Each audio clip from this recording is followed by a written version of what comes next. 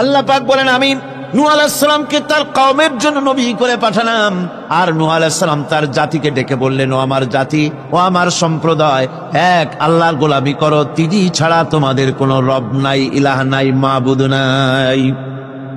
হুদ আলাইহিস সালাম সম্পর্কে আল্লাহ পাক বলছেন, ওয়াইলা আদিন আখাহুম হুদান ক্বালা ইয়া কওমি ইবুদুল্লাহা মা লাকুম মিন ইলাহিন গায়রু।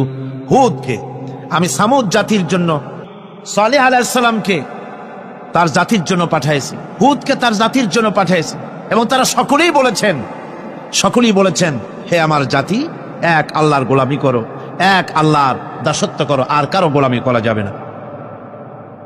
আল্লাহ পাক এরপরে বলেন, শুধু নূহ, শুধু হুদ, শুধু সালেহ আর শুআয়ব নয়, শুধু মুসা আর ঈসা নয়, ওয়ালাকাদ বা'আসনা ফি কুল্লি উম্মাতির রাসূলা আন ইবুদুল্লাহা ওয়াজতানিবুত তাগুত। আমি প্রত্যেক জাতির জন্যই রাসূল প্রেরণ করেছি এবং সকলেই দাওয়াত দিয়েছেন, আন ইবুদুল্লাহ ওয়াজতানিবুত তাগুত, এক আল্লাহর গোলামি করো, এক আল্লাহর আনুগত্য করো, আর তাগুতকে বর্জন করো। তাগুত হচ্ছে সেই শক্তি, যে শক্তি শুধু নিজেই আল্লাহর আইন অমান্য করে না, অন্যদেরকেও অমান্য করতে বাধ্য করে। তাকে কি বলা হয়? কোরআনে কারীম বলছি, ওয়ামা আরসালনা মিন ক্বাবলিকা মির রাসূলিন ইল্লা নূহি ইলাইহি আন্নাহু লা ইলাহা ইল্লা আনা ফা'বুদুন। আর বলছেন, হে নবী, তোমার পূর্বে এই পৃথিবীতে আমি যাদেরকে পাঠিয়েছি তাদের সকলের প্রতি আমি এই ওহী অবতীর্ণ করেছিলাম যে তারা তার জাতিকে বলবে, লা ইলাহা ইল্লা, লা ইলাহা ইল্লা আনা, আমি ছাড়া কোনো ইলাহ নাই, অর্থাৎ আল্লাহ ছাড়া কোনো ইলাহ নাই। এই কথাটা নবীরা সকল জাতির কাছে তারা বলবে, এই বলে ওহী নাজিল করেছে, এবং তারা বলবে একমাত্র আল্লাহ পাকের গোলামি, তার আনুগত্য জীবনের সকল ক্ষেত্রে করতে হবে, তিনি ছাড়া কোনো ইলাহ নাই, এটাকে বিশ্বাস করতে হবে। মেরাজ উপলক্ষে আল্লাহ পাক রাসূল কারীম সাল্লাল্লাহু আলাইহি ওয়াসাল্লামকে যে পেগাম দিয়েছিলেন, যে হাদিয়া দিয়েছিলেন, যে 14টি পেগাম ছিল, তার মধ্যে প্রথম পেগাম যেটা ছিল সেটা ছিল কি? তোমার রবের পক্ষ থেকে এটা চূড়ান্ত রূপে ফয়সালা হয়ে গিয়েছে, চূড়ান্ত ফয়সালা হয়ে গিয়েছে যে দাসত্ব, গোলামি, আনুগত্য করতে হবে কেবলমাত্র আল্লাহ সুবহানাহু ওয়া তাআলা। আল্লাহ পাকের গোলামি ছাড়া কারো গোলামি করা যাবে না। এখন এই গোলামিটা কি জিনিস, আসুন আমরা ব্যাখ্যা করে আলোচনা করে বুঝতে চেষ্টা করি গোলামিটা কি। এটি হচ্ছে, এটা মানুষের একটা স্বভাবজাত প্রবৃত্তি। মানুষের সামনে মানুষ কারো না কারো আনুগত্য করতে চায়, এটা তার রুহের মধ্যে, তার রক্তের মধ্যে, তার দেহের মধ্যে এটা মিশ্রিত রয়েছে। যেমন মানুষ ক্ষুধা লাগলে ক্ষুধা নিবৃত্তি করার জন্য আহারের আশ্রয় গ্রহণ করে, ঠান্ডা লাগলে শীত বস্ত্রের আশ্রয় নেয়, ক্ষুধা লাগলে খাদ্যের আশ্রয় নেয়, গরম লাগলে বৃষ্টি হলে ঘরের মধ্যে আশ্রয় নেয়, মনের ভাষা ব্যক্ত করার জন্যে, মনের কথা ভাবের আদান প্রদান করার জন্য ভাষার আশ্রয় গ্রহণ করে। ঠিক এগুলি যেমন তার সহজাত প্রবৃত্তি, ঠিক অনুরূপ ভাবে উপাসনার প্রেরণা তার মধ্যে স্বাভাবিকভাবেই উপাসনার প্রেরণা তার মধ্যে ঢুকিয়ে দেওয়া রয়েছে। কারো না কারো সামনে তার মাথা নত করা এটি একটি স্বাভাবিক প্রেরণা। ইবাদতের ধারণা প্রকৃতপক্ষে এটি একটি ব্যাপক ধারণা। এর প্রথমে এটাকে দুই ভাগে ভাগ করা যায়, একটা হচ্ছে বন্দিগি এবং আনুগত্য, আর একটা হচ্ছে পূজা বা অর্চনা। বন্দিগি এবং আনুগত্যের ব্যাপারটা হচ্ছে যে উচ্চতর কোনো একটি সত্তার সামনে মাথা নত করে দেওয়া, যেটাকে আরবিতে বলা হয় ইজহারে তাজাল্লুল, নিজেকে ছোট করা, নিজেকে ছোট করা। এই নিজেকে ছোট করাটা, এটা কিন্তু আল্লাহ পাক ছাড়া কারোর সামনে মাথা নত করা, কথা বুঝছেন না নাকি? আল্লাহ ছাড়া কারোর সামনে মাথা নত করা যাবে না। আমি যখন পার্লামেন্টে ঢুকলাম সর্বপ্রথম, জীবনে তো আর যাই নাই কোনোদিন, ঢুকলাম, ঢুকে দেখি অধিকাংশ লোক ঢুকছেন রুকুর হালতে আর বেরোচ্ছেন রুকুর হালতে, কারণটা কি? আমি বুঝলাম না বিষয়টা কি, এরকম করে কেন? পরে একজনকে জিজ্ঞেস করলাম যে বিষয়টা কি। তারা বললেন যেভাবে রুলস অফ প্রসিডিওর এটা লেখা আছে, এরকম করে মাথা নিচু করে ঢুকতে হয়। কোথায় আছে? আমি রুলস অফ প্রসিডিওর নিলাম, দেখলাম তার ভিতরে সত্যি সত্যি লেখা আছে article number 263 rules of procedure, যে বই দিয়ে, যে বিধান দিয়ে সংসদ চলে, এর ভিতরে পরিষ্কারভাবে লেখা রয়েছে সংসদ সদস্যগণ এই হাউসের ভিতরে প্রবেশ করাকালীন এবং বহির্গমনকালীন স্পিকারকে সম্মান জানাবার জন্য মাথা নিচু করে ঢুকবেন আর বেরোবেন। আমি বিষয়টা জেনে নিলাম, এবং কথা, পার্লামেন্ট এমন একটা জায়গা যেখানে কথা বলতে চাইলেই বলা যায় না। অনেকে মনে করে তাদের এমপিরা খালি বসে থাকে, কথা কয় না কেন? আর কথা বলতে জানা লাগবে, বিধি জানতে হবে। ওখানে দাঁড়ালেই জিজ্ঞেস করে কোন বিধিতে কথা বলবে, আর বিধি যদি জানা না থাকে তাহলে আহাম্মকের মতো খাড়ায় থাকতে হবে। আমি বিধি জানতে চেষ্টা করলাম। পরের দিন, 3 দিনের দিন, আমি সব গোছায় টোছায় নিয়ে উপস্থিত হলাম, সংবিধান পড়লাম, রুলস অফ প্রসিডিওর পড়লাম, এরপরে আমি ফ্লোর নিলাম। ফ্লোর নিয়ে আমি সেখানে স্পিকার সাহেবকে বললাম, মাননীয় স্পিকার, আমি এই হাউসের ভিতরে দেখতে পেলাম একটি জিনিস যেটি রুলস অফ প্রসিডিওরে লেখা আছে, আর রুলস অফ প্রসিডিওরে যেটা লেখা সেটা আবার সংবিধানের সঙ্গে কন্ট্রাডিক্টরি একটা ব্যাপার। সংবিধানে বলা হয়েছে আল্লাহর উপরে ঈমান এবং আস্থাই হবে গোটা জাতির লক্ষ্য। তো যেখানে আল্লাহর উপরে ঈমান এবং আস্থার কথা বলা হয়েছে, সেইখানে আল্লাহর নির্দেশের খেলাপ করা হচ্ছে। মাথা নত করে আপনাকে সম্মান জানাবার জন্য যে প্রসেস, যে সিস্টেম, যে কাস্টমস, যে ট্র্যাডিশন তৈরি করা হয়েছে তা সম্পূর্ণ ইসলাম বিরোধী, এটি সম্পূর্ণ শিরক। যেহেতু মানুষ আল্লাহ ছাড়া সম্মান দেখাবার উদ্দেশ্যে আর কারো সামনে মাথা নত করতে পারবে, ইন্না শিরকা লাযুলমুন আযীম, এটি হলো মস্ত বড় গুনাহ, মস্ত বড় অপরাধ। আমি বললাম, রাসূল করিম সাল্লাল্লাহু আলাইহি ওয়াসাল্লাম বলেছেন, তোমাকে যদি কেটে টুকরা টুকরা করে ফেলানো হয়, অথবা তোমাকে যদি জ্বালিয়ে পুড়িয়ে ভস্ম করা হয়, তবুও তুমি শিরক করতে পারবে না। সুতরাং এই সংসদে যেটা হচ্ছে এটা সম্পূর্ণ শিরক, এটা কবিরা গুনাহ, এটা হারাম। এটাকে রুলস অফ প্রসিডিওর থেকে উঠিয়ে দেওয়ার জন্য, এটা বন্ধ করার জন্য আপনার প্রতি আমি আবেদন জানাচ্ছি। আমি আমার বলা শেষ করলাম, ওমা আলাইনা ইল্লাল বালাগ। যদি এটি কার্যকরী করা না হয় তাহলে আপনি এবং সংসদে যারা আছেন, যারা এটা আমল করবেন, কিয়ামতের দিন অবশ্যই আল্লাহর দরবারে আসামি হবেন। স্পিকার সাহেব, আমি অবাক হলাম, আমাদের সুশিক্ষিত স্পিকার, তিনি ডানে বায়ে কারো চেহারার দিকে তাকান নাই, কারো চোখের ইঙ্গিতে কথা বলার চেষ্টা করেননি। আমার বক্তব্য কোরআনের বক্তব্য, কথা তো আমার না, কথা কোরআনের। কোরআনের বক্তব্য তার হৃদয় স্পর্শ করেছে। সঙ্গে সঙ্গে স্পিকার বলেছেন, আমি আপনার বক্তব্যের সাথে সম্পূর্ণ একমত, কিন্তু আমি তো এটাকে উঠাইতে পারবো না, এটাকে আমি উঠাতে পারবো না, এটা আমার ইখতিয়ারের বাইরে, এজন্য আপনাকে নোটিশ দিতে হবে। আমি নোটিশ দিলাম। নোটিশ মনে হয় কোন কোল্ড স্টোরেজে আশ্রয় পেয়েছে। আমি সেটাকে গরম করতে চেষ্টা করছি। আগামী সংসদ ইনশাআল্লাহ আবার উঠাবো, যতক্ষণ পর্যন্ত সংসদ শিরক মুক্ত না হচ্ছে। আল্লাহর গোলাম এই শিরকের বিরুদ্ধে সংসদে আওয়াজ তুলতেই থাকবে ইনশাআল্লাহ।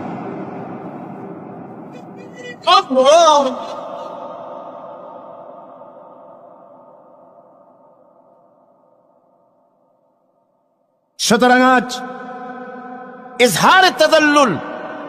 ইজহারে তাদাল্লুল, মানুষ নিজেকে ছোট করবে কেবলমাত্র আল্লাহর কাছে। কার কাছে? আল্লাহ ছাড়া কারো সামনে মানুষ মাথা নত করতে পারবে না।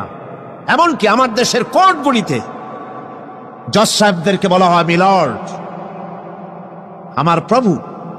ব্রিটিশের শেখানো কথা, কোন মুসলমান উকিলের এমন কথা বলা উচিত নয়, জায়েজ নয়, হারাম। এ ধরনের কাস্টমস, এ ধরনের ট্র্যাডিশন উৎখাত করা উচিত। মাননীয় স্পিকার, মাননীয় জজ সাহেব, সম্মানিত জজ সাহেব এভাবে বলতে পারে, কিন্তু আমার প্রভু, প্রভু তো মুসলমানের একজন। প্রভু কয়জন? তার নাম কি? এই 4-5 জনে কইলেন আল্লাহ। আল্লাহর নাম নিতে দুঃখ লাগে, ভয় করে, লজ্জা করে, চিল্লায় কোন প্রভু কে? আল্লাহ সুবহানাহু ওয়া তাআলা। সুতরাং তার সামনে মাথা নত করতে হবে।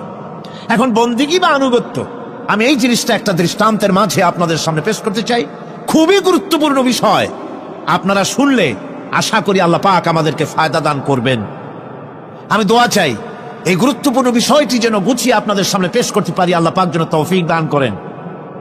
বন্দিগি বা আনুগত্য, এই আনুগত্যটার একটা দৃষ্টান্ত ভাবে দেওয়া যায়, যেমন চাকর মনিবের আনুগত্য করে। চাকর কার আনুগত্য করে? মনিবের। মনিবটা বলে, চাকর সেগুলিকে মান্য করে। এটাকে আরেকটু বড় করে যদি দেখতে চান তাহলে এভাবে বলা যায়, জনগণ, একটা দেশের জনগণ সরকারের আনুগত্য করে। সরকার যা বলে সরকারের আনুগত্য করে।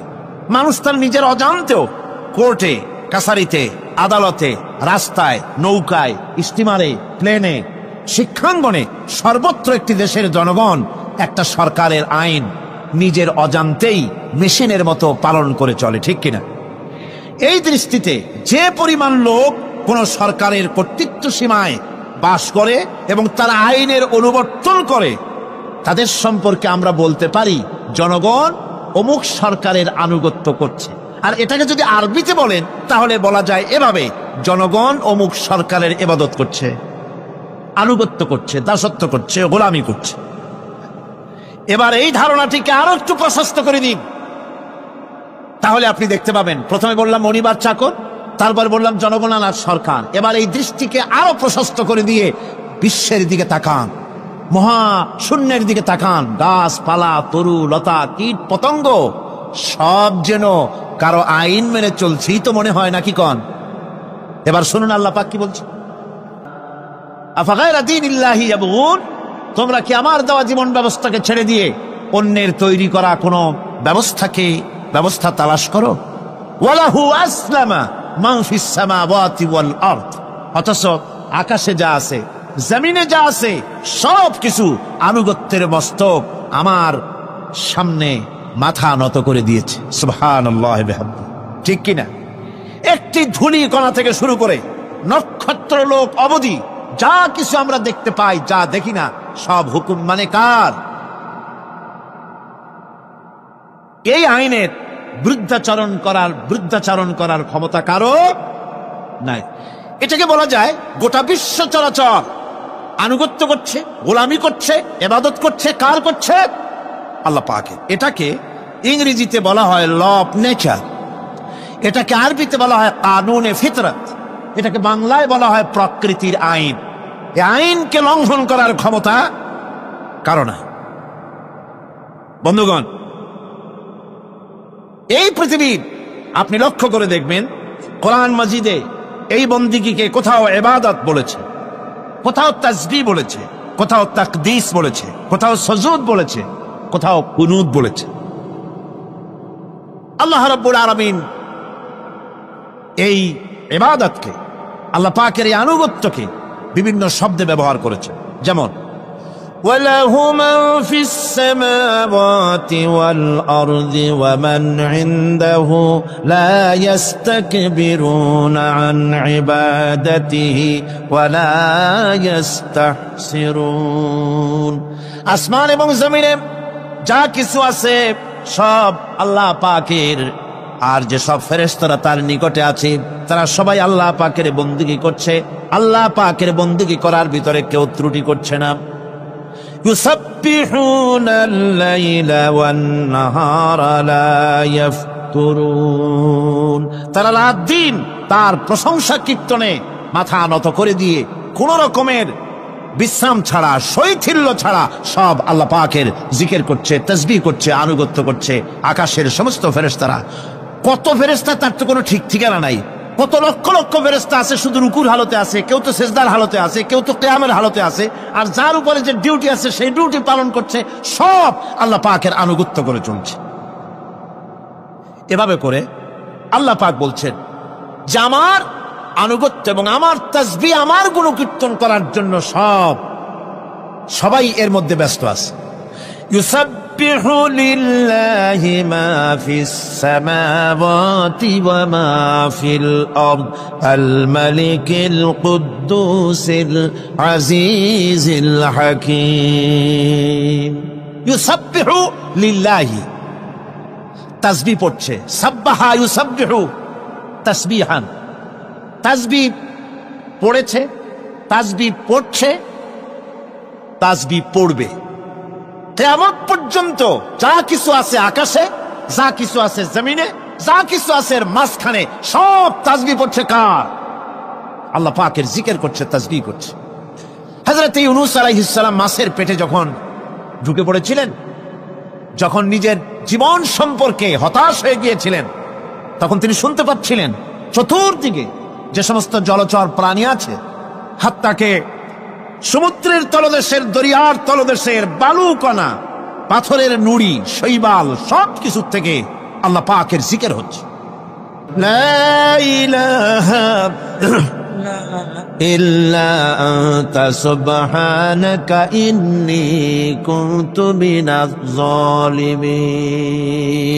লা ইলাহা ইল্লা আনতা, তুমি ছাড়া কোনো ইলাহ নাই, আমি তোমার প্রশংসা করছি, আমি তোমার পবিত্রতা ঘোষণা করছি, আমি নিজের উপর জুলম করেছি। গাছপালা, তরুলতা সব তাসবিহ পড়ছে, জিকির করছে। কার? আল্লাহ পাক। এই জন্য রাসূল কারীম সাল্লাল্লাহু আলাইহি ওয়াসাল্লাম বলেছেন, গাছের পাতাটিও ছিঁড়ো না। প্রয়োজন হলে গাছটা কেটে ফেলো, কিন্তু বিনা প্রয়োজনে গাছের পাতাও ছিঁড়ো না, কারণ গাছের পাতা আল্লাহ পাকের জিকির করছে। কার জিকির করে? গাছপালা, তরুলতা, কীট পতঙ্গ সব আল্লাহ পাকের তাসবিহ করছে, জিকির করছে। কোরআনে কারীম বলছে, ওয়ালিল্লাহি মুলকুস সামাওয়াতি ওয়াল আরদি ওয়া ইলাল্লাহিল মাসির। আকাশ মণ্ডল এবং জমিনের বাদশাহী আল্লাহ পাকের, এবং তারই কাছে আমাদের সকলকে ফিরে যেতে হবে। মালিক হচ্ছেন তিনি। আর তার তাসবিহ আকাশ জমিন, যা দেখতে পাই, যা দেখতে পাই না, এর মধ্যস্থিত যা কিছু আছে সব কিছুই আল্লাহ পাকের তাসবিহ গুণকীর্তনে সব নিরত আছে। অন্য আয়াতে আল্লাহ পাক বলেন, ওয়ালাহু মান ফিস সামাওয়াতি ওয়াল আরদি কুল্লুন লাহু কানিতুন। আসমান এবং জমিনে যা আছে তা সবই আল্লাহর নির্দেশের সামনে মাথা নত করে দিয়েছে। এবং চন্দ্র হিসাব অনুযায়ী আবর্তিত হচ্ছে, এবং বৃক্ষ এবং নক্ষত্ররাজি সিজদায় রত হয়ে আছে। সব আল্লাহ পাকের সামনে মাথা নত করে দিয়েছে। এই ইবাদত, তাসবিহ, আজ্ঞা অনুবর্তিতা, নিয়মানুবর্তিতা, সচেতনতা, সকল কিছু সকলেই মিলে আল্লাহ পাকের একটি ধূলিকণা থেকে শুরু করে পাহাড় পর্বত পর্যন্ত সব আল্লাহর নিয়ম কানুন মেনেই চলছে। আপনি দেখতে পাচ্ছেন সমুদ্রে যে জোয়ার এবং ভাটা হয়, কার নির্দেশে হয়? তার নির্দেশে হয়। আরো লক্ষ্য করুন, সমুদ্রের পানি লবণাক্ত, এই নোনা পানি, সমুদ্রের নোনা পানিগুলি পদ্মা, মেঘনা, যমুনা, ব্রহ্মপুত্র, শীতলক্ষা, সুরমা, এসব মিষ্টি পানির ভিতরে জ্বরের টানে লবণাক্ত পানিগুলি ঢুকে যায়। আবার ভাটির টানে মিষ্টি এলাকার পানিগুলি সব গিয়ে সমুদ্রের মধ্যে নোনা পানির মধ্যে চলে যায়। মাঝখানে কোনো পার্টিশন নাই, মাঝখানে কোনো হেজাব নাই, কোনো বেড়া নাই, বাদ নাই। অথচ নোনা পানি মিষ্টি পানির ভিতরে গিয়ে মিষ্টি পানিরে নোনা বানায় না, নোনা পানি মিষ্টি এলাকায় গিয়ে মিষ্টি পানিরে নোনা বানাইতে পারে না। এই যে আল্লাহ পাকের হুকুম মেনে সব চলতেছে, জোয়ার ভাটাগুলি হতেছে, রাত আর দিন চলতেছে। রাত 12টার সময় সূর্য এসে বলে না, রাত সর, আমি এখন দিন বানায় ভালাবো। বেলা 12টার সময় রাতের আগমন ঘটতে পারে না। লাশ-শামসু ইয়ানবাগী লাহা আন তুদরিকাল কমারা ওয়ালাল লাইলু সাবিকুন নাহার ওয়া কুল্লুন ফি ফালাকি ইয়াসবাহুন। সূর্য চাঁদকে অতিক্রম করতে পারে না, চাঁদ সূর্যকে অতিক্রম করতে পারে না। কারোর সঙ্গে কারো বাধা হয় না, টক্কর লাগে না। সব আল্লাহ পাকের হুকুম মেনে ইলা আজালিম মুসাম্মা, নির্ধারিত সময় পর্যন্ত সবাই যাতায়াত করবে। শুধু তাই নয়, আল্লাহ পাকের এক বিরাট সিস্টেম, এক বিরাট কুদরতের মাধ্যমে গোটা পৃথিবী চলছে। এর কোনো পরিবর্তন হবে না। নারকেল গাছে কোনোদিন বেল হবে না, বেল গাছে কোনোদিন তাল হবে না, কাঁঠাল গাছে কোনোদিন খেজুর হবে না, আবার খেজুর গাছে কোনোদিন লিচু হবে না। হবে নাকি? ওয়ালান তাজিদা লিসুন্নাতিল্লাহি তাবদীলা। আমার প্রকৃতির আইনের মধ্যে, আমার লব নেচারের ভেতরে কোনো পরিবর্তন হবে না, সবগুলি আমার আইন মানতে হবে। এখন হতে পারে এমন যে ব্যক্তি আল্লাহরে মানে না, ব্যক্তি বোঝেন না নাকি বোঝেন না, একটা মানুষ আল্লাহরে মানে না, ও না মানতে পারে। যে জিব্বাটে দিয়া বলে দেয়ার ইজ নো গড, স্রষ্টা বলতে কেউ নাই, যে জিব্বাটে দিয়া বলে সে জিব্বা হুকুম মানে কার? আল্লাহ পাকের হুকুম মানে। কিরকম? জিব্বার উপরে যদি তিতা রাখিয়া আপনি বলেন তিতা থুইছি তাতে কি হয়েছে, খবরদার তিতার টেস্ট নিবি না, তিতা টক এই টেস্ট নিতে পারবি না। আপনার কথা জিব্বা শুনবে? শুনবে না। ওর উপরে যে নির্দেশটা আছে সেই নির্দেশ অনুযায়ী সে কাজ করবে। টয়লেটে গিয়ে আপনি না কেড়ে কবেন যে খবরদার, আমি একটা বিরাট অফিসার, অনেক টাকা পয়সার মালিক, অথবা বিরাট একটা মন্ত্রী টন্ত্রী কিছু একটা, সবাই আমার হুকুম মানে, তোকেও মানতে হবে, খবরদার দুর্গন্ধ যেন নাকের মধ্যে না ঢোকে, নাক আমি চাবি ধরতে পারবো না। শুনবে না কে? শুনবে না।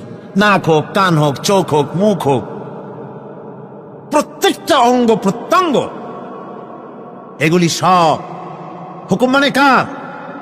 হতে পারে ব্যক্তি আল্লাহরে অস্বীকার করে বসলো, আল্লাহকে বললো যে আল্লাহ নাই, সব এমনি এমনি হয়, এর কপাল পড়ার লক্ষণ।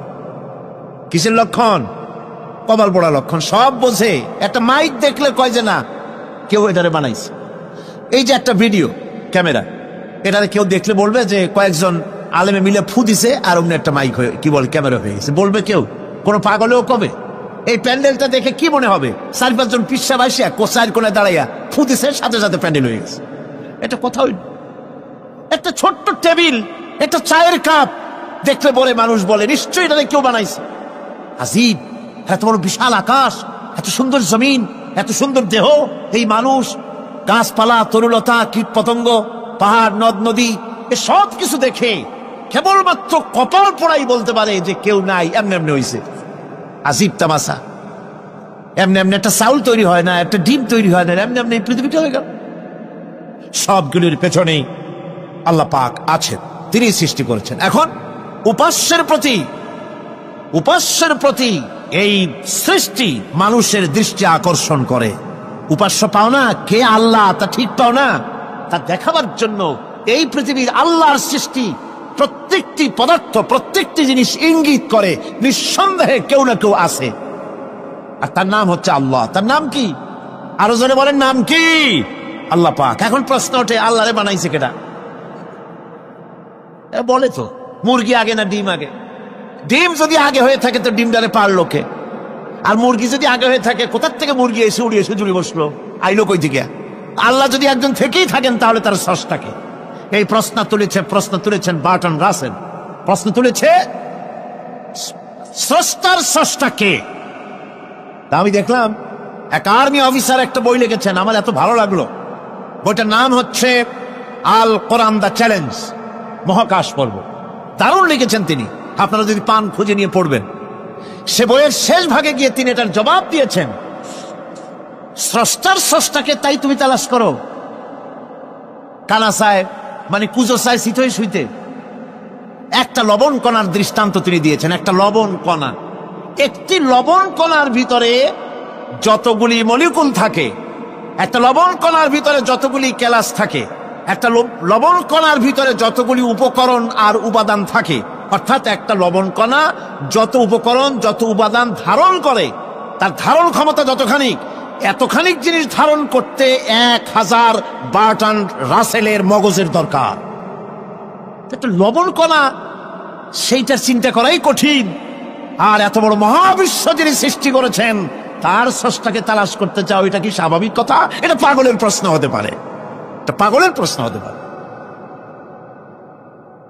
গ্যাগারিন টিটপ আর প্রথম মহাশূন্যচারী ছিল। গ্যাগারিন বেটা মহাশূন্য ঘুরে টুরি আসা কয় কি, কয় যে মুসলমানেরা যারে কয় আল্লাহ, হিন্দুরা যারে কয় ভগবান, খ্রিস্টানরা যারে কয় গড, মহাশূন্য এত ঘুরলাম, আল্লাহরও দেখলাম না, ভগবানও দেখলাম। আজীব তামাশা। তুমি তো তোমার শরীরটাই দেখো না, তোমার শরীরটাই তো তুমি দেখতে পাও না। তোমার মাথার তালুটা কেমন তা কি দেখছো কখনো? আয়না নিচের দিকে দিয়ে ঠ্যাং উপরের দিকে দিয়ে তাকাইলে যদি দেখো মাথার তালু কেমন। নিজের ঘাট দেখো না, পিঠ দেখো না, নিজের হিপ দেখতে পারো না। আয়না টায়না সাইড পাঁচটা না নিয়ে দেখার উপায় নাই কোন জায়গায় কি আছে শরীরে। নিজের শরীরটাই দেখো না। কত বড় সাহস! এই শরীরের স্রষ্টাকে দেখতে চাও? লা তুদরিকুহুল আবসার। কোন দৃষ্টি শক্তি তাকে মুহাইয়া করতে পারবে না। তার দৃষ্টি সকলকে আয়ত্ত করবে, কিন্তু পৃথিবীর কোন দৃষ্টি শক্তি তাকে আয়ত্তের ভিতরে নিতে পারবে না। মুসা আলাইহিস সালামের মতো পয়গম্বর, তিনি বলেছিলেন রব্বি আরিনি, রব্বি আরিনি, আল্লাহ আমি তোমারে দেখতে চাই। আল্লাহ পাক বলেছেন লান তারানি, কখনোই দেখতে পারবা না। সুবহানাল্লাহ ওয়া বিহামদিহি। সুতরাং এই পৃথিবীর সবকিছু ইঙ্গিত করে যে একজন আছেন। এই ফুলের সৌন্দর্য যিনি দিলেন, ফুল দেখা যায়, সৌন্দর্য দেখা যায়, কিন্তু গন্ধ দেখা যায় না। এই পানির মিষ্টতা, মিষ্টি পানি, ফুলের গন্ধ, জোনাকি পোকার আলো, এই যে সুন্দর সুন্দর জিনিস দিয়ে আল্লাহ পাক এই বিশ্বকে সজ্জিত করেছেন, এ সব কিছুই ইঙ্গিত করে নিঃসন্দেহে একজন আছেন। আর যিনি আছেন তার নাম হচ্ছে কি? আল্লাহ। জোরে বলেন তিনি কে? আল্লাহ। এখন এই স্রষ্টাকে চিনতে মানুষের বড্ড হয়রানি স্রষ্টাকে চেনার জন্য। এই স্রষ্টাকে খোঁজার জন্য, চেনার জন্য মানুষ শক্তি পূজা আরম্ভ করলো। ওই যে আমি আগে বলেছি, মানুষের মধ্যে একটা স্বাভাবিক প্রেরণা এই কারো না কারোর সামনে মাথা নত করে দেবে। সেজন্য মানুষ, কেউ তো আগুনকে পূজা করলো, আগুনের ভিতরে শক্তি আছে বলে আগুনের সামনে মাথা নত করে দিল, পাহাড়ের সামনে মাথা নত করে দিল, মূর্তি বানাইয়া মূর্তির সামনে মাথা নত করলো, কাঠের মূর্তি, মাটির মূর্তি বানাইয়া তার সামনে মাথা নত করে দিল। এগুলির সামনে যদি তুমি মাথা নত করলে, এগুলি কি মাছির মতো একটা ছোট্ট প্রাণীও বানাতে পারবে? এ চ্যালেঞ্জ কার? আল্লাহ পাকের। কোরআন শরীফে আল্লাহ পাক বলেছেন, নবী ওদের বলেন, ওরা কি মাছির মতো ছোট্ট একটা প্রাণী বানাতে পারবে? পারবে না। এমনকি ওদের সামনে যে খাদ্যগুলি রাখা হয়, মূর্তি টুর্তি বানায় সামনে যে খাদ্য রাখা হয়, এই খাদ্যের উপরে যদি মাছি পড়ে, খাবারগুলি উড়াই নিয়ে যায়। অথবা ওদের নাকের উপর এসে যদি মাছি এসে পড়ে, এই মাছিটাকে এতগুলো হাত সাথে একটা টোকা দিয়ে একটা মাছিকে উড়াই দিতে পারবে না। পারবে না। সুতরাং বুঝতে হবে, একথা বুঝতে হবে, স্রষ্টাকে তালাশ করতে গিয়ে মানুষেরা আগুনের পূজা করলো, পাথরের পূজা করলো, গাছের পূজা করলো, মাছের পূজা করলো, সাপের পূজা করলো, বাঘের পূজা করলো, শেষ পর্যন্ত সেক্সুয়াল অর্গান, এটার বাংলা করলাম না, এটারও পূজা করলো। এটাকে একটা শক্তির প্রতীক মনে করে এটার সামনেও মাথা নত করলো। বন্ধুগণ, মাটির পূজা করলো, জমিনকে নিজের মা মনে করে এটার পূজা করলো। অথচ আল্লাহ পাক পরিষ্কার করে বলে দিয়েছেন, লা ইলাহা ইল্লা আনা ফা'বুদুন, আমি ছাড়া কোনো ইলাহা নাই, আল্লাহ ছাড়া কোনো ইলাহা নাই। কোরআনে কারীম বলছে, ইন্নাল্লাযীনা তাদউনা মিন দুনিল্লাহি ইবাদুন আমসালুকুম। আল্লাহ পাক বলেন, আমাকে বাদ দিয়ে তোমরা যার সামনে মাথা নত করো, যার সামনে পূজা করো, অর্চনা করো, বন্দিগি করো, ওটা তোমার মতো আমার আরেকটি গোলাম। তুমি এই আল্লাহ সুবহানাহু ওয়া তাআলা তিনি বলছেন, আমাকে বাদ দিয়ে যার সামনে মাথা নত করো, ওরা আমার গোলাম। সূর্য কার গোলাম? চন্দ্র কার গোলাম? সাপ বলেন, বাঘ বলেন, আগুন বলেন, সব কার গোলাম?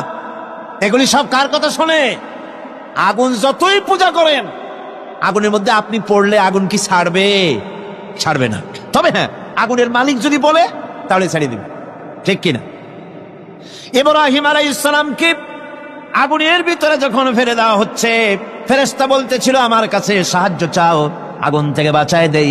হযরত ইব্রাহিম বলেছিলেন, আমার তো পরীক্ষা হতেছে, ইমতিহান হতেছে, আমাকে ডিস্টার্ব করো না, আমি তোমার কাছে কেন সাহায্য চাইবো? আমি আগুনে পুড়লে পরে আমার মাবুদ, আমার খোদা, আমার আল্লাহ তিনি যদি খুশি হন, তাহলে আমার এমন আল্লাহকে খুশি করার জন্য 1000 বার পড়তে রাজি আছি। তোমার কাছে কেন সাহায্য চাইবো? আমি তো অন্ধ, আল্লাহর ইবাদত করি না যিনি আমার দুঃখ দুর্দশা নিজের চোখে না দেখেন। আগুনের মধ্যে পড়ে গেলেন। আল্লাহ পাক আগুনকে অর্ডার করে দিলেন, ইয়া নারু কুনি বারদাও ওয়া সালামান আলা ইব্রাহিম। আগুন আমার ইব্রাহিমের জন্য ঠান্ডা হয়ে যা, শান্তিদায়ক ঠান্ডা হয়ে যা। তাহলে দেখা গেল আগুনের মালিক হচ্ছেন আল্লাহ পাক। আল্লাহ পাক আজও যদি কোনো পূজা করা রাখবে না, আগুনের পূজা করা তো হারাম। আগুন হচ্ছে আল্লাহর গোলাম, আল্লাহর সৃষ্টি, এটা হচ্ছে মাখলুক, আল্লাহ হচ্ছেন খালিক। বিশ্ব কবি সম্রাট আল্লামা ডক্টর ইকবাল কি সুন্দর করে বলেছেন, আজ ভি হো जो इब्राहिम का इमा पैदा, आज भी हो जो इब्राहिम का इमा पैदा, आ कर सकती है एक अंदाज गुलिस्तां पैदा। ইব্রাহিমের ঈমান যদি আজও কোথাও হয় বিদ্যমান, করতে পারেন অগ্নিকুণ্ডে খুবসুরত এক গুলিস্তান। এখনো যদি ইব্রাহিমের ঈমান যদি কারো মধ্যে জাগ্রত হয় আর তাকে যদি আগুনে ভালানো হয়, সে আল্লাহ আজও আছেন না নাই? আছে কিনা? আল্লাহু লা ইলাহা ইল্লা হুয়াল হাইয়ুল কাইয়ুম। পড়েন সবাই, আল্লাহু লা ইলাহা ইল্লা হুয়াল হাইয়ুল কাইয়ুম। তিনি সদা জাগ্রত, তিনি চিরঞ্জীব। সুতরাং মহান শক্তিধর আল্লাহ পাক, তার হচ্ছে সব গোলাম। তুমি গোলাম হইয়া আর এক গোলামের কাছে হাত পাতো, সে তোমারে কিচ্ছু দিতে পারবে না। আমি দৃষ্টান্ত দিদি গিয়ে বলি, একজন ভিক্ষুক সে যদি আর একজন ভিক্ষুকের কাছে গিয়ে বলে, ভাই আমারে 10টা টাকা দাও, সে 10 টাকা পাবে কই? সারাদিন খয়রাত করিয়া পাইছে মোটে 5 টাকা, তোমার তো 10 টাকা দিতে পারবে না। ও ভিক্ষুক, তুমিও ভিক্ষুক। সুতরাং গোটা বিশ্ববাসী হচ্ছে আল্লাহ পাকের কাছে ভিক্ষুক। সব বলি কি ভিক্ষুক? প্রধানমন্ত্রী হোক, প্রেসিডেন্ট হোক, প্রধান সেনাপতি হোক, আল্লাহ পাকের দরবারে এগুলি কিচ্ছুই না। গোলাম, এগুলি সব কি? গোলাম আর গোলাম। সুতরাং মাথা নত করা যাবে না কারোর সামনে। এই প্রকৃতি, এই নেচার শেখাচ্ছে একজন আছেন, সেটাকে বুঝতে হবে। বোঝার জন্য আল্লাহ কি দিয়েছেন? কি বোঝার জন্য আল্লাহ পাক মানুষকে ব্রেন দিয়েছেন, বিবেক দিয়েছেন। শোনার জন্য কান দিয়েছে, দেখার জন্য চোখ দিয়েছে।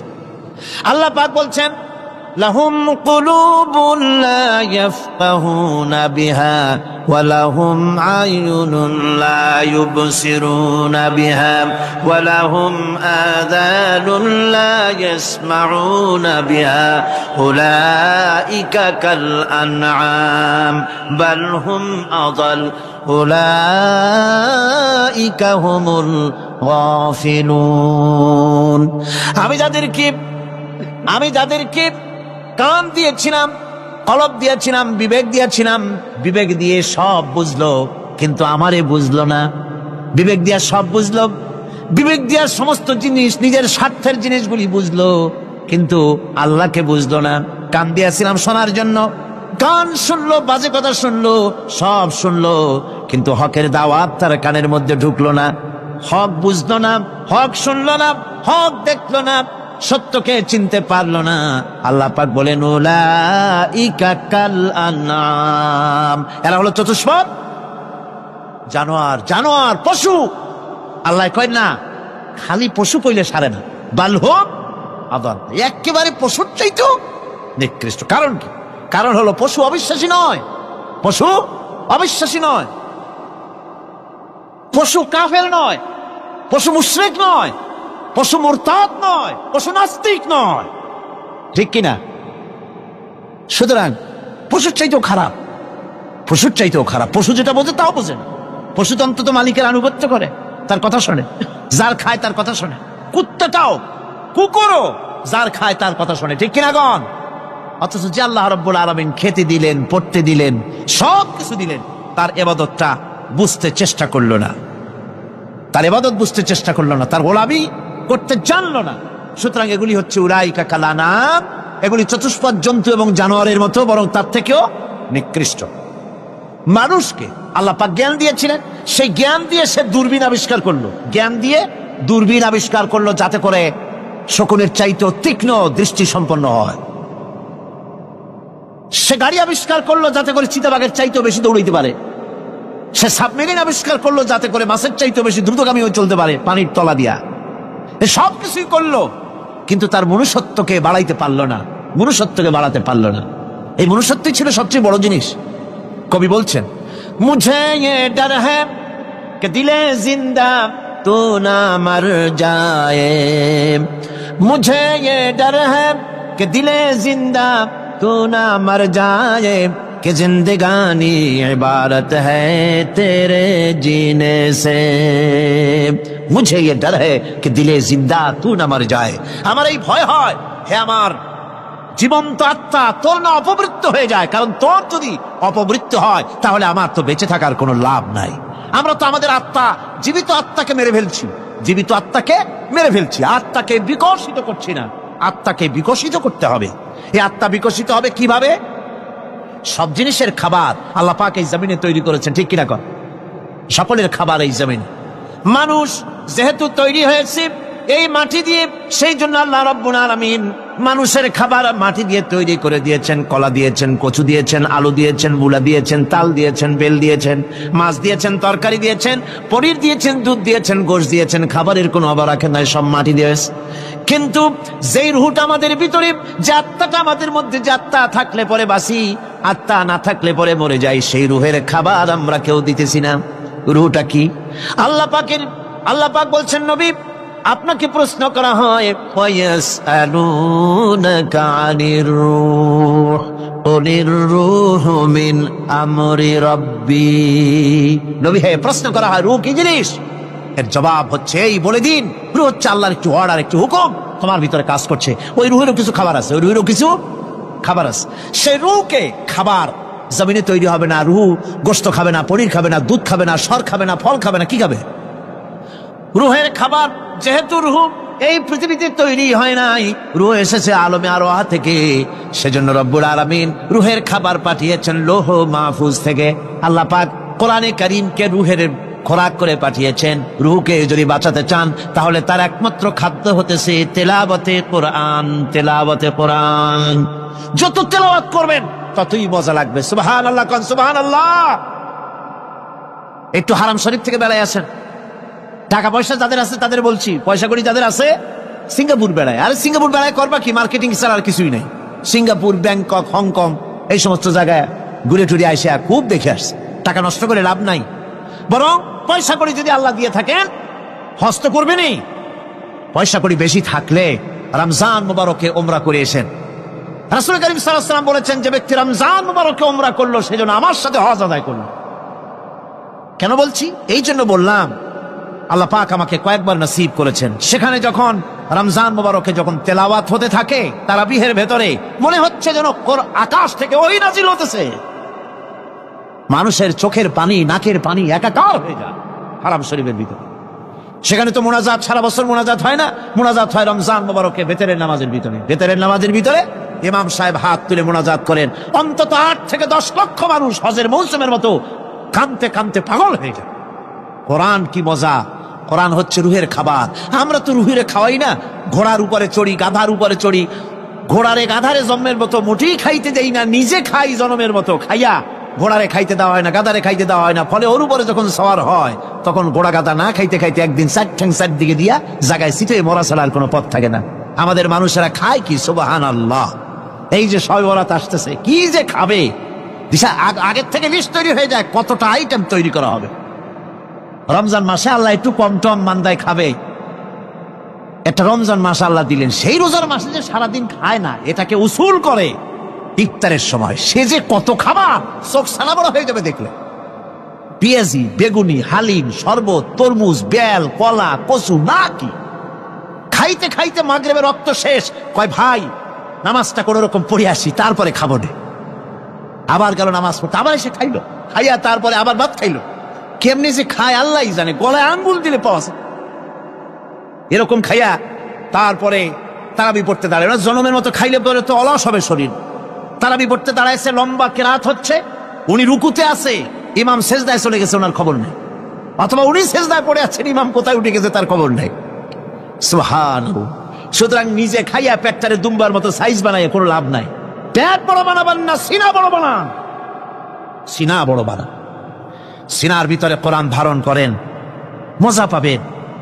এই আল্লাহ রাব্বুল আলামিন এত বড় নিয়ামত, এই কোরআন, এর থেকে বড় নিয়ামত পৃথিবীতে আর নাই। শ্রেষ্ঠ নিয়ামত, এর থেকে বড় নিয়ামত আছে ভাই? এই শ্রেষ্ঠ নিয়ামতকে পড়তে শিখুন, বুঝতে শিখুন, হেদায়েতের সবের মধ্যে আছে। সুতরাং আল্লাহ রাব্বুল আলামিন মনুষ্যত্বকে, আত্মাকে বিকাশ করার জন্য কোরআনে কারীম দিয়েছিলেন। মানুষ এই জ্ঞান দিয়ে আবিষ্কারের পিছনে চলে গেল। হ্যাঁ, আবিষ্কার দরকার আছে, মোটেই আমি এটাকে অস্বীকার করি না, সব দরকার, কিন্তু সেই সাথে আল্লাহ পাকের সাথে যে সম্পর্কটা থাকা দরকার ছিল, সেই সম্পর্ক থেকে মানুষ নিজেকে বিচ্ছিন্ন করেছে। কোরআনে কারীমে আল্লাহ পাক বলছেন, লাকাদ খালাকনাল ইনসানা ফি আহসানি তাকওয়িম। সব থেকে সুন্দর করে বানিয়েছি কারে? মানুষ। চিল্লা এখন কারে? মানুষ হলো সবচাইতে সুন্দর, সবচাইতে সুন্দর সৃষ্টি আমার। ওগুলা, এই মানুষগুলি হচ্ছে আশরাফুল মখলুকাত। মানুষ কি মখলুকাত? সৃষ্টির সেরা। আপনারা সৃষ্টির সেরা হইলেন কি দিয়া? আপনারা কি বাঘের মতো দৌড়াতে পারেন? বল্লার মতো হুল ফুড়াইতে পারেন? কুত্তার মতো কামড়াইতে পারেন? হাতির মতো শক্তি আছে? গরিলার মতো শক্তি আছে? মাছের মতো সাঁতরাইতে পারেন? সাপের মতো ক্রুদ্ধতা আছে? সিংহের মতো হিংস্রতা আছে? তো কিসের, কোন দিক থেকে আপনি আশরাফুল মখলুকাত হলেন? আশরাফুল মখলুকাত হয়েছেন জ্ঞানের কারণে। কিসের কারণে? সেই জ্ঞানটার জন্যই তো আপনি সৃষ্টির সেরা। এই সৃষ্টির সেরা মানুষ, সুন্দর মানুষ, এই মানুষগুলি সুম্মা রাদাদনাহু ফি আসফালা সাফিলিন, সুম্মা রাদাদনাহু আসফালা সাফিলিন। এই মানুষ নিচে নামতে নামতে এত নিচে নামে, শয়তান অবাক হয়ে গালে হাত দিয়া নিচের দিকে তাকাইয়া দেখে আর চিন্তা করে এর দূর নামলো কেমনে। শয়তান অবাক হয়ে যায় মানুষের অবস্থা দেখে। আর America, British parliament, American parliament আইন পাস করে পুরুষে পুরুষে বিবাহ জায়েজ করে দিয়েছে সেখানে। নাউযুবিল্লাহি মিন যালিক। শয়তানের চাইতে অনেক কিছু। শয়তান ওই সব কাম জানেও না, বোঝেও না। শয়তান তো ভালো, কুত্তাও জানে না, ঠিক কিনা কন? কুকুরেও সমকামিতা করে না, শুয়ারেও করে না, গাধায়ও করে না। মানুষ কোথায় নামছে? এই মানুষ সৃষ্টির সেরা বানিয়েছিলাম, শয়তানের চাইতে নিকৃষ্ট হয়ে গেল। আল্লাহ পাক বলেন, ইল্লাল্লাযীনা আমানু ওয়া আমিলুস সালিহাতি ফালাহুম আজরুন গায়রু মামনুন। কিন্তু যারা ঈমান এনেছে, আমলে সালেহ করেছে, তাদের জন্য রয়েছে অফুরন্ত পুরস্কার। এই অফুরন্ত পুরস্কার আল্লাহ রাব্বুল আলামিন দান করবেন যারা নাকি মুমিন বান্দা, যারা নাকি ইবাদত করবে তাদের জন্য। এখন আমি আপনাদেরকে বলতেছিলাম যে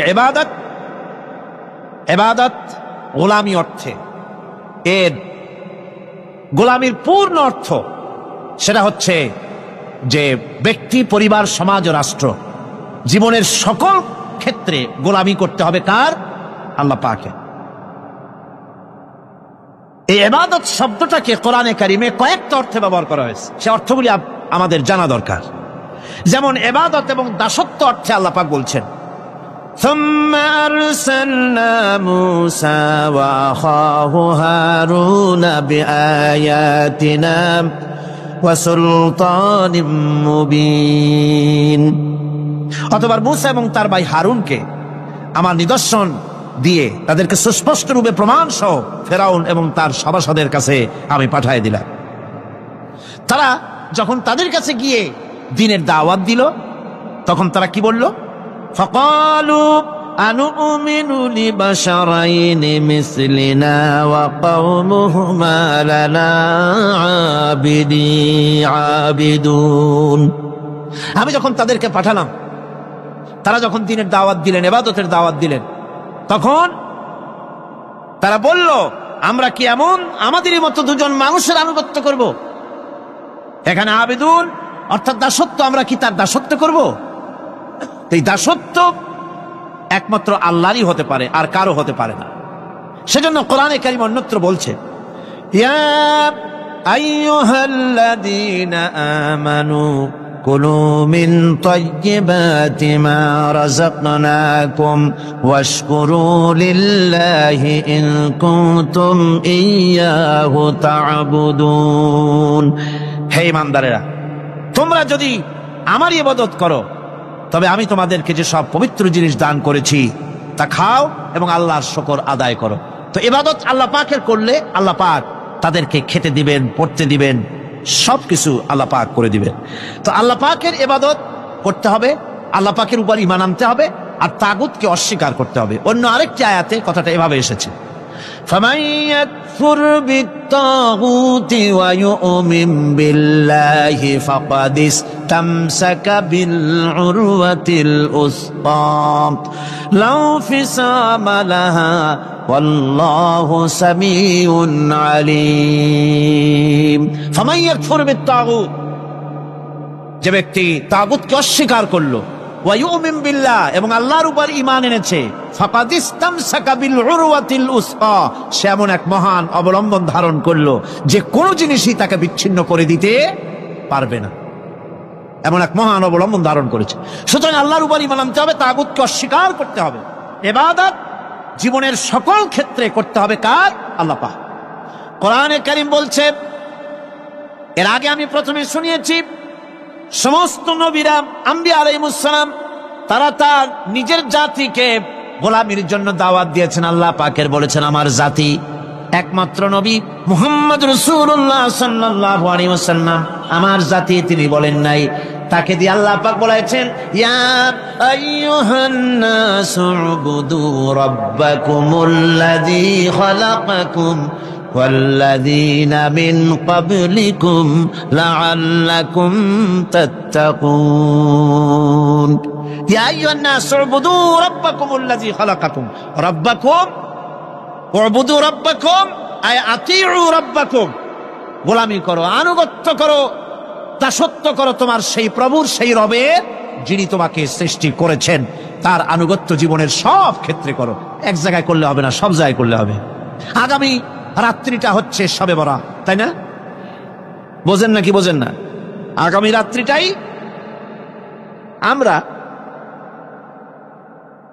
আমরা হচ্ছে সেই ধরনের মানুষ, মিনিমাম লেবার ম্যাক্সিমাম প্রফিট। অল্প কাজ করে বেশি প্রফিট যদি করা যায়, আমরা সেই পক্ষে বেশি। শবে বরাত, শবে কদরে ইবাদত করিয়া জীবনের সব গুনাহ মাফ করাইতে চাই, আর করাইয়া মনে করলাম, বিশ্বাস করলাম যেটা এইভাবে হয়, কিন্তু পরের দিন থেকে আবার যেরকম ছিল মানুষ সেরকম হয়ে যায়। সারা রাত জাগলো শবে বরাতে, সারা রাত জাগলো। সকালবেলায় যে ব্যবসায়ী সারা রাত জাগলো, সকালবেলায় দোকানে দিয়ে ওজনে কম দেওয়ার অভ্যাসটার পরিবর্তন হইল না। যে কৃষক সারা রাত জাগলো, পরের দিন জমিনের আইল ঠেলার অভ্যেসটা পরিবর্তন হলো না। যে ব্যক্তি মিথ্যা কথা বলতো, চুরি করতো, ডাকাতি করতো, যে অফিসার সারা রাত জেগেছেন, পরের দিন অফিসে গিয়ে তার ঘুষ খাওয়ার বদভ্যাস থেকে তিনি নিজেকে বিরত রাখতে পারেননি। তাহলে এই শবে বরাত করে রাত জেগে ফায়দা কতটুকুন ফায়দা? হ্যাঁ, ফায়দা কিছু আছে, ফায়দা আছে। সেটা হলো পায়াস খাওয়া, সেটা হলো গোশত খাওয়া, রুটি খাওয়া, এই ফায়দা তো হবেই, এগুলি হয়। কিন্তু আপনার মূল ফায়দা হবে কি করে যদি আপনার অভ্যাসের পরিবর্তন না হয়? কথা বোঝেন কিনা? মূল অভ্যাসের তো পরিবর্তন করতে হবে। একজন মাঠে ঘুরছে, আর এক পাগল এসে জিজ্ঞেস করছে, ঘুরছো কেন? ঘুরবো না, আগামীকাল কোরবানির দিন, গরু তালাশ করতেছি, গরু পাচ্ছি না, বাজারে টাজারে ঘুরলাম, আবার আর এক বাজারে যাচ্ছি। আরে বাজারে গরু কেন? মাঠে কত গরু আছে, একটা ধরে জবাই দিলেই তো হয়। লোকটি বলছে, দেখো পরের গরু জবাই দিলে তা তো গোনা হবে। কয় না, তুমি অঙ্ক বোঝো না।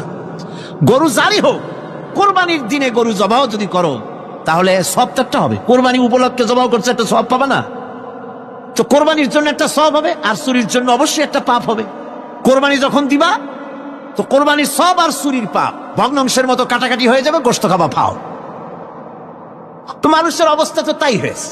মানুষের অবস্থা হয়েছে শবে বরাতে সারা রাত জাগবো, কান্দাকাটি করবো, ফাও গুনাহ মাফ হয়ে যাবে, আর গোশত রুটি তো আসি, যদ্দূর পারলাম খাইলাম। পরের দিন টু ফুর্তি, নো চিন্তা। নাউযুবিল্লাহি মিন যালিক। এই কান্দারও দাম নাই, আর এই ধরনের রাত জাগারও দাম নাই, এই ধরনের ইবাদত করেও দাম নাই। ইবাদতটা হচ্ছে জীবনের সব ক্ষেত্রে ইবাদত করতে হবে। ইবাদত সম্পর্কে মিস ইন্টারপ্রিটেশন যেটা এসেছে, ভুল অর্থ যেটা এসেছে, সেই ভুল অর্থের কারণে মানুষ শুধু মনে করে নামাজ, রোজা, হজ, যাকাতই শুধু ইবাদত না। ইবাদত হচ্ছে জীবনের সকল ক্ষেত্রে গোলামিটা হতে হবে আল্লাহ পাকের সব জায়গায়। পার্লামেন্টে গোলামি হবে কার? কোর্ট কাছারিতে কার, অফিস আদালতে কার, স্কুলে কলেজে কার, খেতে খামারে কার, রান্নাঘরে, নিজের ঘরে, পরিবারে, সব জায়গায় আনুগত্য কার? কেবলমাত্র আল্লাহ সুবহানাহু ওয়া তাআলার হুকুম অনুযায়ী জীবন পালন করার নামই হচ্ছে ইবাদত। এই ইবাদত, নামাজ পড়ার নাম ইবাদত, নামাজ না পড়ার নামও ইবাদত, রোজা রাখার নাম ইবাদত, রোজা না রাখাও ইবাদত। এখন আপনারা বলতে পারেন যেটা ঠিক কি আশ্চর্য কথা শুনাইলেন, নামাজ পড়া তো ইবাদত, নামাজ না পড়া আবার কোন দেশে ইবাদত? রোজা রাখা তো ইবাদত, রোজা না রাখা কোন দেশে ইবাদত? মূল কথা হচ্ছে 5 ওয়াক্ত নামাজ সময় মতো পড়বেন, তা তো আপনার ইবাদত হবে। কিন্তু সূর্য উদয়ের সময়, সূর্য ঠিক মাথার উপরে থাকার সময়, সূর্য ঠিক অস্তগামী হওয়ার সময় নামাজ পড়া জায়েজ নাই, সেজদা করা জায়েজ নাই, হারাম করা হয়েছে। সুতরাং এই 3 সময় নামাজ না পড়াটাই ইবাদত। সারা বছর রোজা রাখবেন, ইবাদত হবে, কিন্তু 2 ঈদের 5 দিন রোজা রাখা হারাম করা হয়েছে, ওই 5 দিন রোজা না রাখাটাই, তার অর্থ হলো জীবনের সমস্ত কাজটাই হলো ইবাদত হবে, যদি মুসলমান আল্লাহর হুকুম মাফিক তার জীবনকে পরিচালনা করে। আপনার চোখের চাহনিটাও তো ইবাদত হবে।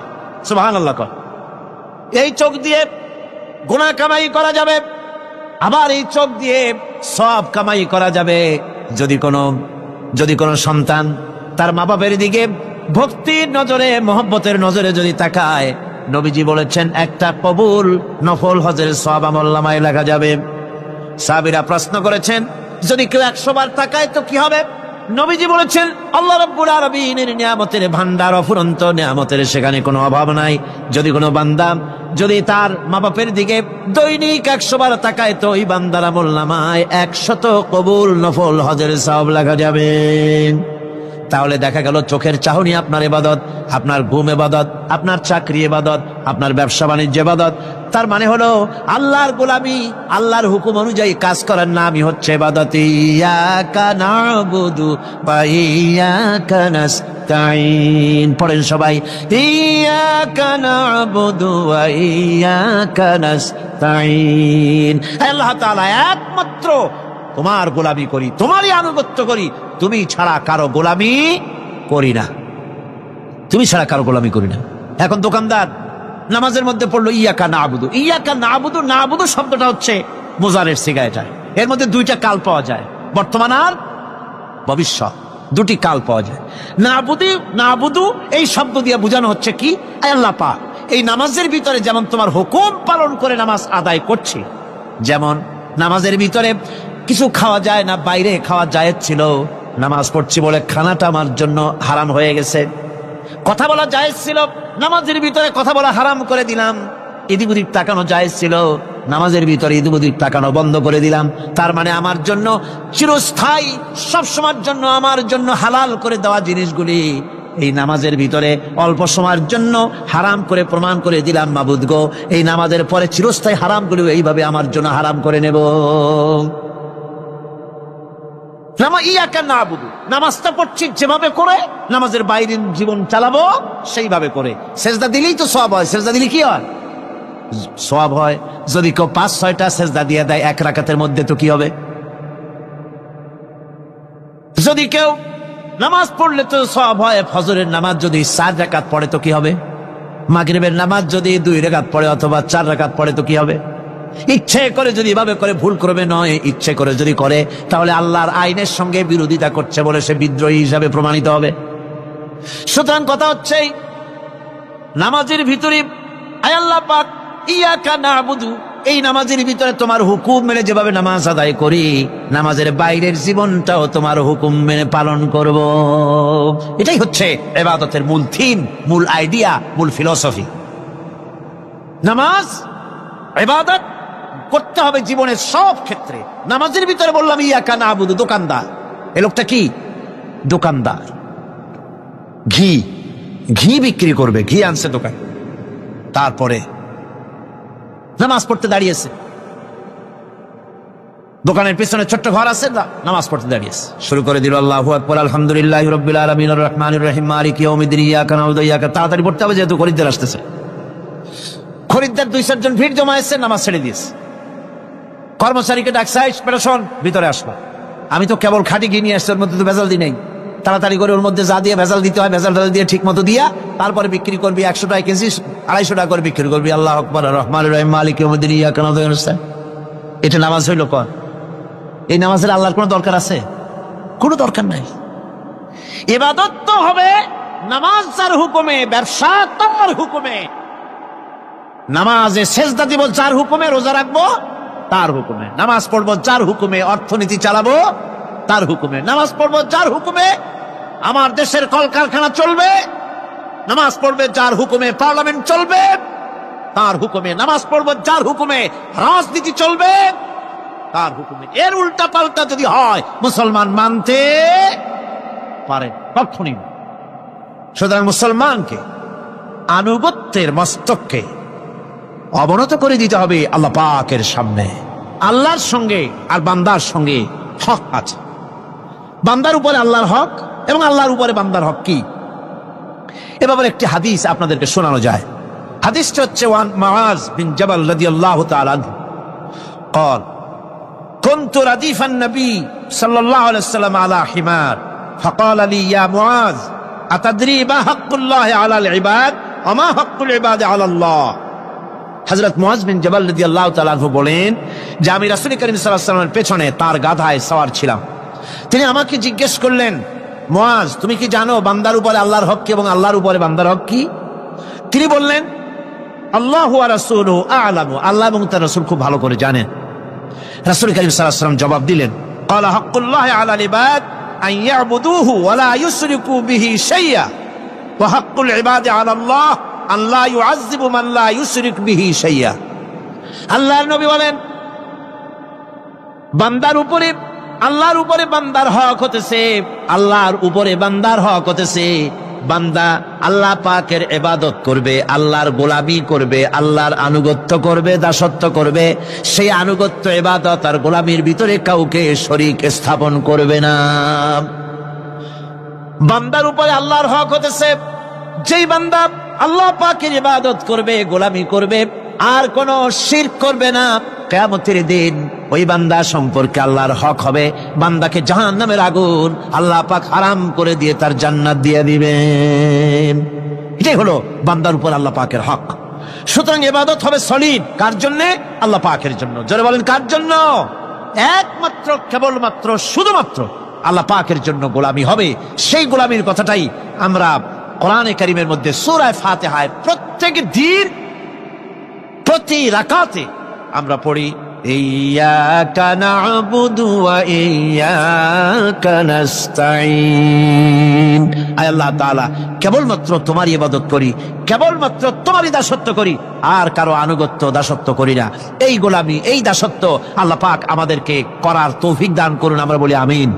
আমাদের জীবনে ওঠায় বসায়, চলায় ফেরায়, বক্তৃতায়, ভাষণে, বিয়েতে, শাদীতে, আমাদের ইলেকশনে, আমাদের নির্বাচনে, আমাদের অর্থনীতিতে, রাজনীতিতে, আমাদের সমাজনীতিতে, পরিবারের নীতিতে, জীবনের সব ক্ষেত্রে আমরা গোলামি যেন করতে পারি কার? আল্লাহ পাকের।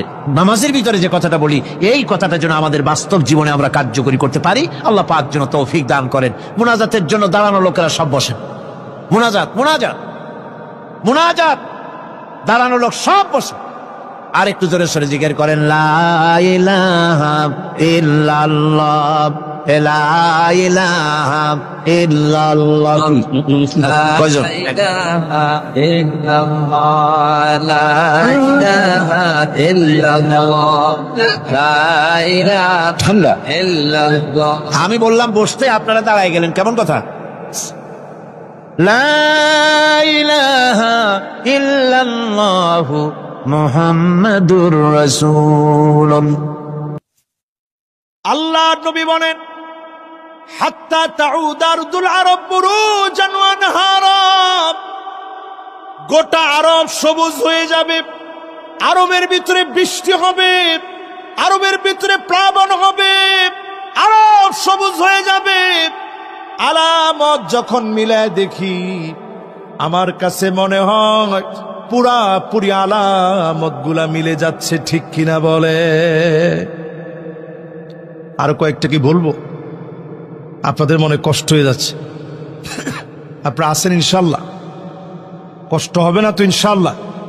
লিল্লাহে তাকবীর, নারে মাশাআল্লাহ। এবার যতজন আপনারা এখানে বসছেন একটু বলেন তো দেখি, এই যে কথাগুলো বলতেছি, কথাগুলো বলেছেন কে?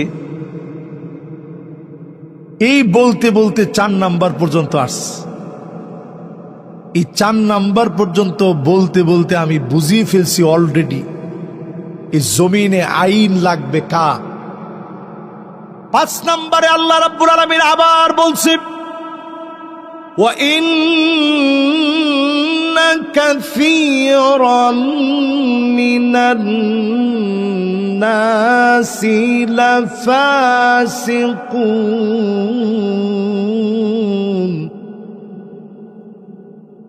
অধিকাংশ লোকেরা ফাসিক হবে, যারা কোরআনের বিরুদ্ধে দাঁড়াবে, এই কোরআনকে যারা পছন্দ করবে না, কোরআনের আইন যারা চাবে না।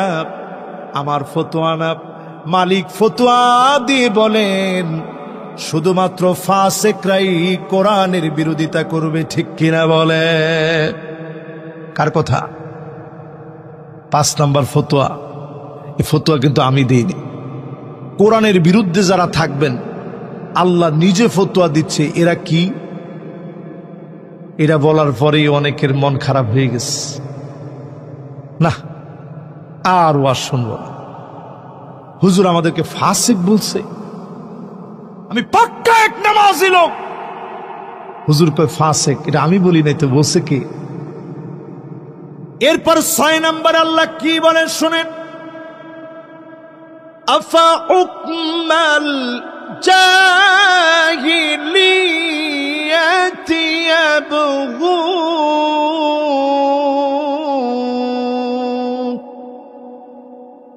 কার কথা? আল্লাহ রাব্বুল আলামিন বলেন শোনো, এত কিছুর পরেও কি তোমরা জাহিলিয়াতের দিকে চলে যাবে? আজ আমি বলি, আয়না ঘর দেখলেন, প্রিয় আল্লাহ আমাকে হারায় ফেললেন। কত বড় বড় মানুষ ফাঁসির দড়িতে ঝুলেছে। শুধু তাই না, জসিমউদ্দিন রহমানের মতো আলেম 11 বছর 16 দিন জেল খাটলো। মামুনুল হকের মতো আলেম জেলে থাকলো।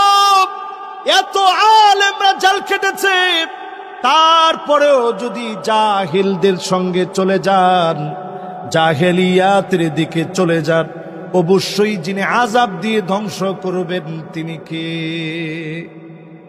কথা কানে গেছে? কার কথা? সূরা মায়েদা কত নম্বর আয়াত? 49 আর 50। তাফসীর চলতেছে সূরা নিসায়ের 41 নম্বর আয়াত। মনোযোগ আছে তো সবার? এরপরে আল্লাহ রাব্বুল আলামিন 7 নম্বরে বলেন, ওয়ামান আহসানু মিনাল্লাহি হুকমা। আল্লাহর হুকুমের চাইতে সুন্দরতম কোন হুকুম হতে পারে না। জোরে কোন আল্লাহু আকবার।